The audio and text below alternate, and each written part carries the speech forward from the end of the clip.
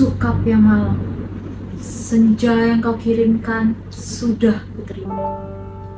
Kukira sama lengkap seperti ketika engkau memotongnya di langit yang kemerah-merahan itu. Lengkap dengan bau laut, desir angin, dan suara hempasan ombak yang memecah pantai.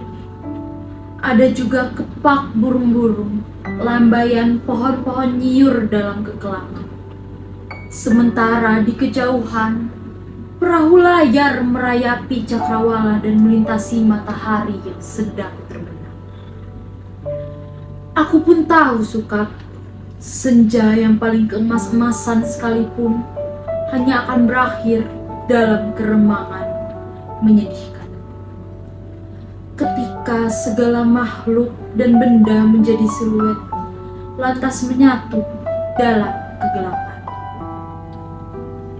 Kita sama-sama tahu keindahan senja itu, kepastiannya untuk selesai dan menjadi malam dengan kelam.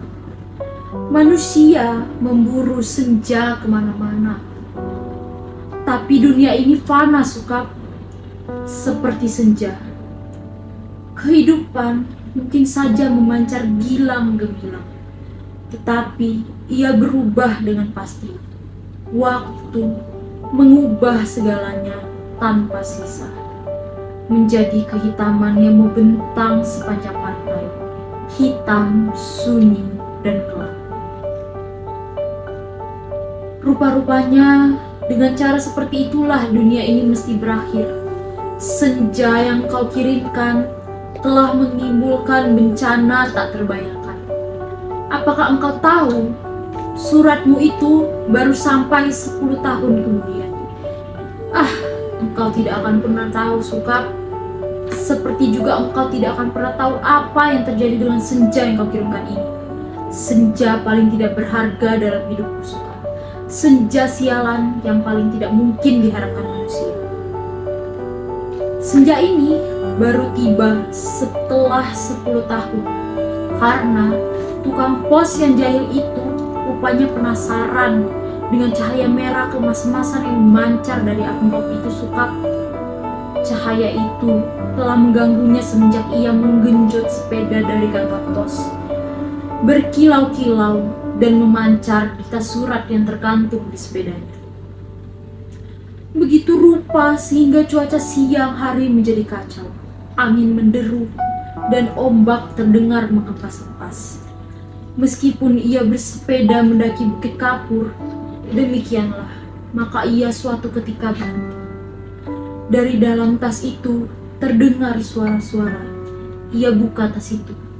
Ia melihat amplop Federal Express yang sudah tidak putih lagi, melainkan merah keemas-emasan. Seperti senja dengan matahari terbenam di balik cakrawala.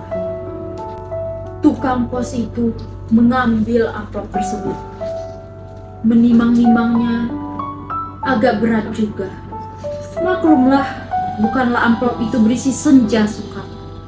Senja dengan matahari merah membara yang turun perlahan-lahan di balik cakrawala. Seperti semua senja yang ada di balik kartu pos. Tapi yang kamu kirim itu bukan kartu pos Sukap. Yang kau kirim itu senja di tepi pantai dengan hempasan ombak, bau laut, dan angin yang asing. Kamu pikir berapa ton beratnya pasir di sepanjang pantai itu Sukap? Kira-kira sedikit dong. Masih lumayan tukang pos itu kuat menggenjot sepedanya mendaki Bukit Kapur. Buset, kalau anak-anak kecil tahu ada matahari terbenam di dalam amplop itu, lantas bagaimana? Kau tahulah Sukap, anak-anak di daerah Bukit Kapur begini tidak mungkin punya mainan yang aneh-aneh seperti di kota. Mereka hanya tahu kambing dan kerbau, ikan dan belut, sungai dan jagung. Nasi saja jarang mereka sentuh. Anak-anak yang tidak pernah tahu mainan robot berjalan dengan cahaya di dadanya yang berkedip-kedip pasti akan penasaran sekali dengan cahaya yang memancar berkilauan merah dan kemas-emasan itu Sukap. Mereka memang tidak pernah melihatnya Sukap, karena tukang pos itulah yang telah mendahului mereka. Ia menimang-nimang bungkusan berisi senja itu, mendengar-dengarkan, dan akhirnya mengintip. Tentu saja di dalam amplop itu dilihatnya senja Sukar. Senja terindah yang paling mungkin berlangsung di muka bumi. Ia mengintip dan terpesona. Ia buka amplop itu. Betulnya menurut kode etik profesi itu tidak boleh. Tapi manusia manapun bisa melakukan kesalahan, bukan?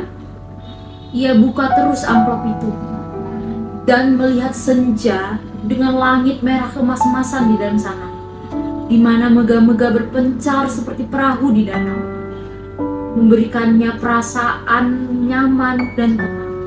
Siapa yang tidak suka merasa nyaman dan tenang di dunia ini, Sukar? Di dunia yang sudah miskin masih bersimbah darah pula. Maka jangan salahkan tukang pos itu, Sukar, jika ia kemudian menjadi begitu penasaran dan memasuki senja yang terbentang di sini. Tidak ada yang tahu apa nasib uang. Ketika anak-anak akhirnya berkerumun di sekitar sepeda yang tergeletak itu, mereka hanya melihat cahaya senja kemerah-merahan yang semburat membakar langit. Amplop itu hanya bocor sedikit, Sukar, tapi akibatnya sudah begitu rupa.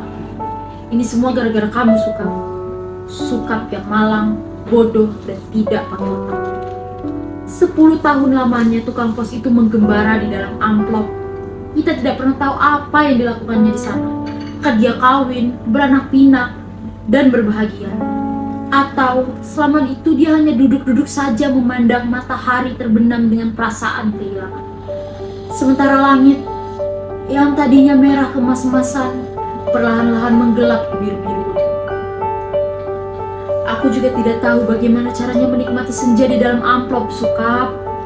Sebuah ruang yang sungguh-sungguh terdiri dari waktu. Apakah waktu bisa diulang atau bagaimana? Aku belum pernah memasuki senja di dalam amplop. Atau apakah dunia ini sebetulnya seperti amplop ya, Sukar? Dimana kita tidak tahu apa yang berada di luar diri kita. Dimana kita merasa hidup penuh dengan makna, padahal menonton kita tertawa-tawa sambil berkata, kasihan betul manusia. Apakah begitu, Sukar? Kamu yang suka berhayal barangkali tahu. Tapi aku tidak mau hayalan. Aku tidak mau kira-kira, meskipun usaha kira-kira itu begitu canggih sehingga disebut itu. Aku mau tahu yang sebenarnya, Sukar. Apakah ada yang menyaksikan kita sambil tertawa-tawa? Kalau iya, apalah artinya hidup kita ini, Sukar? Tidakkah nasib manusia memang seperti ikan yang diternakan tidak hanya untuk mengisi akuarium di ruang tamu seseorang, yang barangkali juga tidak terlalu peduli pada makna kehidupan ikan-ikan itu? Aku tidak pernah tahu. Tidak ada seorang pun yang tahu apa yang dialami tukang pos itu di dalam amplop, sampai ia keluar 10 tahun kemudian dengan wajah bahagia. Ia sudah 10 tahun menghilang dalam amplop, tapi ia tidak tampak bertambah tua. Apakah waktu di amplop tidak bergerak? Tepatnya, apakah senja dalam amplop itu tidak berhubungan dengan waktu? Apakah tidak ada waktu dalam amplop Federal Express itu? Apakah aku harus peduli pada semua ini, Sukar? Apakah aku harus peduli? Kamu betul-betul merepotkan aku, Sukar. Dasar laki-laki tidak tahu diri. Sukar yang malang, goblok, dan menyebalkan. Kamu tahu apa yang terjadi 10 tahun kemudian? Tukang pos itu tiba di depan rumah kami. Ya, rumah kami, Sukar. Setelah 10 tahun banyak yang terjadi dong, Sukar. Misalnya, bahwa aku kemudian kawin, beranak pinak, dan berbahagia. Jangan kaget. Dari dulu, aku juga tidak mencintai kamu, Sukar. Dasar bego, dikasih isyarat, tidak mau mengerti. Sekali lagi, aku tidak mencintai kamu, Sukar. Kalau aku toh kelihatan baik selama ini padamu, terus terang, harus kukatakan sekarang, sebetulnya aku cuma kasihan. Terus terang aku kasihan sama kamu, Sukar. Mencintai begitu rupa, tapi tidak tahu apa yang kamu cintai, sebetulnya tidak mencintai kamu. Makanya, jangan terlalu banyak berhayal, Sukar. Pakai otak dong sedikit. Hanya dengan begitu, kamu akan selamat dari perasaan cintamu yang tolol itu. Tapi bukan cinta yang sebetulnya ingin kuceritakan padamu, Sukar. Soal cinta ini sama sekali tidak penting. Kamu harus tahu apa akibat perbuatanmu ini, Sukar. Mengirim sepotong senja untuk orang yang sama sekali tidak mencintai kamu. Tahu apa akibatnya? Begitu tukang pos itu pulang setelah menceritakan kenapa kiriman Federal Express bisa terlambat 10 tahun, kubuka amplop berisi senja ini. Dan terjadilah semua ini. Apa kamu tidak tahu, Sukap? Senja itu, meski cuma sepotong, sebetulnya juga semesta yang utuh. Kamu kira matahari terbenam itu besarnya seperti apa? Seperti apa? Kalau sepotong senja itu di dalam amplop terus sih nggak apa-apa. Tapi ini keluar dan lautnya membludak tak tertahankan lagi. Bagaimana aku tahu amplop itu berisi senja, Sukap? Aku bukan penghayal seperti kamu. Hidupku penuh dengan perhitungan yang matang. Aku tahu betul untung rugi setiap perbuatan. Terutama apa untungnya, ruginya untuk diriku sendiri. Betapa pentingnya hidupku selamat demi suami dan anak-anakku. Pura-puranya aku ini juga perempuan yang setia. Itu pula sebabnya sebelum maupun sesudah kawin aku tidak sudi berhubungan dengan kamu, Sukap. Lagi pula aku tidak mencintai kamu. Mau apa? Tapi kamulah yang tidak tahu diri, mengirim senja tanpa kira-kira. Dunia ini jadi berantakan tahu, berantakan, hancur lebur tiada terkira. Setelah amplop itu kebuka dan senja itu keluar, matahari yang terbenam dari senja dalam amplop itu berbenturan dengan matahari yang sudah ada. Langit yang biru bercampur aduk dengan langit kemerah-merahan yang terus-menerus berkedap menyilaukan karena cahaya kemas-emasan yang menjadi semburat tak beraturan. Senja yang seperti potongan kue menggelegar. Pantai terhampar seperti permadani di atas bukit kapur. Lautnya terhempas langsung membanjiri bumi dan menghancurkan segala-galanya. Bisalah kau bayangkan, Sukap, bagaimana orang tidak panik dengan gelombang raksasa yang tidak datang dari pantai tapi dari atas bukit. Air bah membanjiri bumi seperti zaman Nabi. Dunia menjadi gempar, tidak semua kapal dan perahu yang ada cukup untuk seluruh umat manusia, kan? Lagi pula sampai kapan kapal dan perahu itu bisa bertahan? Tiada satu kota pun yang selamat. Lautan dari senjamu yang membuat langit merah membara itu menghempas dan membanjiri bumi dengan cepat sekali. Gedung-gedung pencakar langit di setiap kota besar di seluruh dunia, gunung-gunung tertinggi di muka bumi, semuanya terendam air, Sukap. Bumi ini sekarang sudah terendam air, di mana air dan langit senja tak kunjung berubah menjadi malam. Segalanya kacau, Sukap. Gara-gara cintamu yang tak tahu diri. Sukap yang malang, paling malang, dan akan selalu malang.